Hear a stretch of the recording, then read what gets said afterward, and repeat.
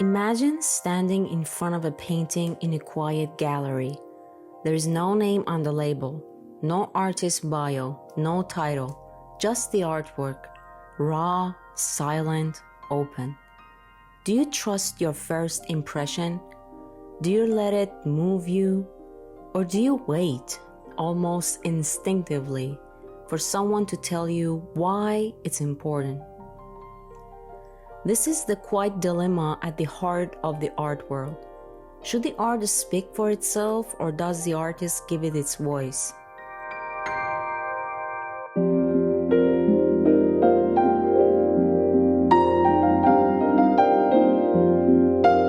We like to think that we judge art on its own merits, that a painting, a sculpture, a piece of music, or a dance moves us purely because of what it expresses.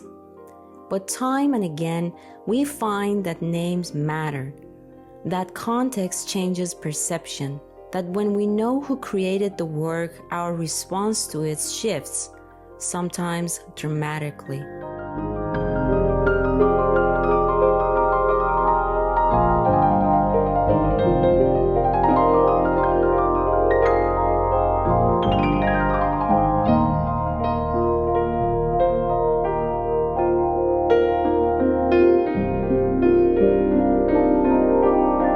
In the modern world, the value of an artwork is rarely just about its formal qualities, color, line, composition, or even technique.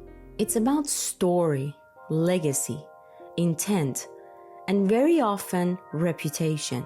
We may admire a work because of the feeling it gives us, but we remember it because of the person who made it. This isn't just a matter of fame, it's deeper.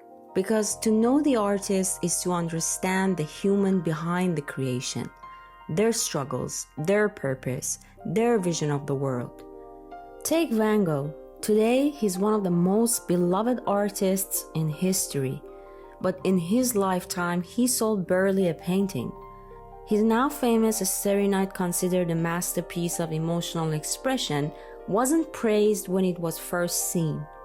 Without the tragic myth of Van Gogh, the lonely genius, the letters to Theo, would the work hold the same weight? Or Picasso? His artwork is groundbreaking, yes, but his confidence, persona, and constant reinvention gave his work an added magnetism. Then there is Frida Kahlo, whose deeply personal, physical, and political pain is embedded in every piece. Knowing her story gives her art an echo, a depth. It adds a mirror, not just of the image, but of the woman behind it.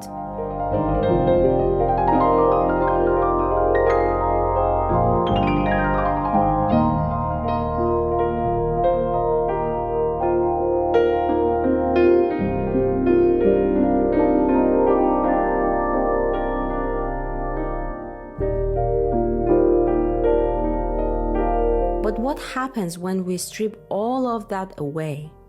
In 2013, Banksy asked exactly that question. One of the most notorious street artists in the world, Banksy is known for his anonymous identity, his anti-establishment messages, and his elusive appearances. His works sell for hundreds of thousands, sometimes millions. But for one day in October, Banksy challenged the entire art market, and perhaps all of us, by doing something radically simple. He set up a humble street stall in Central Park selling original, authenticated Banksy canvases. But they were unsigned, no branding, no performance, just a quiet old man at a table with a handwritten sign, original art for $60.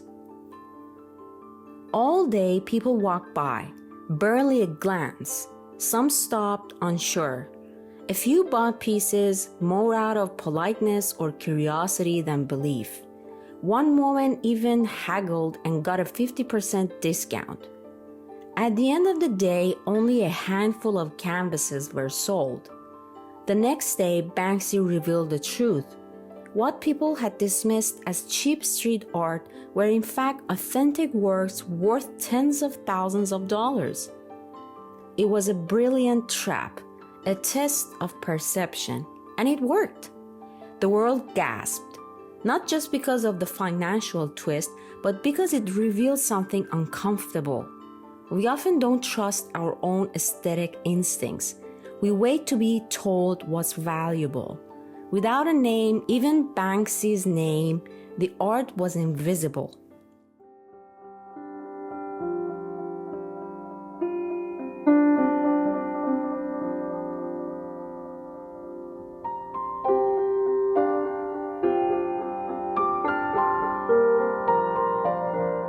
This experiment hit the core of the question we are exploring today. It wasn't about money, it was about perception, validation, and value.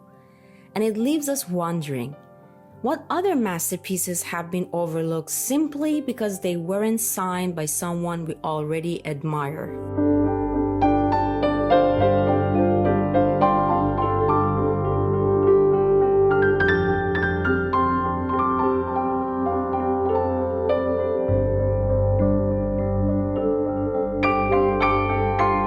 Throughout history, many great artists died unrecognized. Their work was ignored in its time. But why? Because without a name, without fame, people didn't know how to interpret it. Their work didn't fit a narrative. It wasn't curated by an institution or celebrated by critics. In this way, an artwork's meaning doesn't just come from what it is, but from how it's presented and by whom. That's not necessarily a flaw in people. It's part of human psychology. We are meaning makers. We search for stories. We want to know why something was created, what it represents, what the artist was feeling.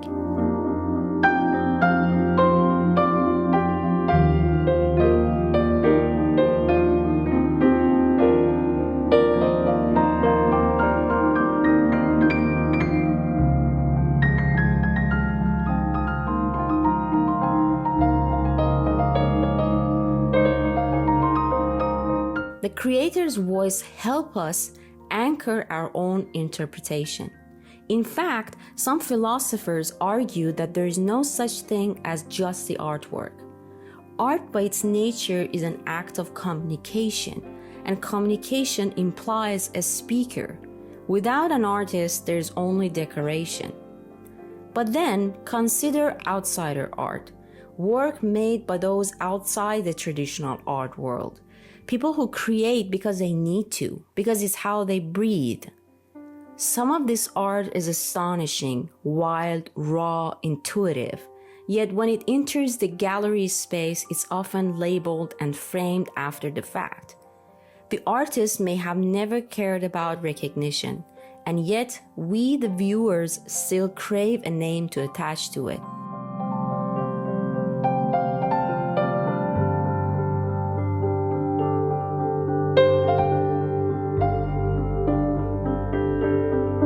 So where does that leave us? Should the artist matter? Yes and no. Yes, because their voice, their intent, their experience adds richness. And no, because great art can transcend its maker. It can speak across cultures, generations, and identities. But here's what I want to get personal. You are watching this video and maybe you're seeing some of my artwork. You might be feeling something or not. But I have to ask, would it make a difference if you saw me, the artist, on camera? Would the work feel more real, more important? Would my voice change how you see the lines, the colors, the movement? This is something I ask myself constantly. Do I step forward or let the art speak for itself? And what happens when we start to believe that we, the artists, are the reason the art matters? Here's something I've learned, something I hold close every time I create. Art doesn't come from me, it comes through me. That realization changed everything. It taught me not to hold the work so tightly, not to take myself so seriously. I'm not a genius, I'm not a prophet, I'm a channel, a translator for something deeper. And honestly, that's a relief. Because if I believe the work is mine alone, I start to fear failure. I worry how it will be judged. I seek validation. But if I believe I'm just showing up to do the work, to listen, to shape, to release, then I can stay humble. I can stay honest.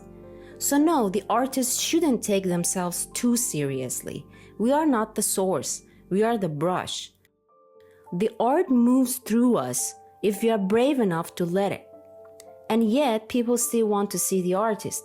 Maybe not to idolize, but to understand, to connect, to feel the heartbeat behind the brushstroke.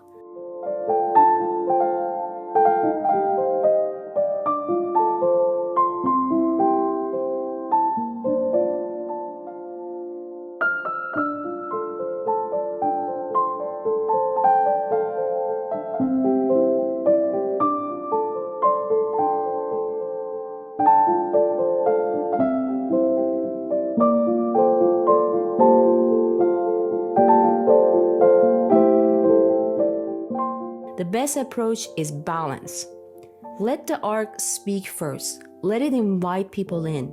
Then, if they're ready, let them meet the artist, not as a brand, but as a fellow human, as a vessel, as a voice among many. Because in the end, art is a bridge between you and me, between feeling and form, between silence and story. And every bridge needs two ends, the artist and the audience.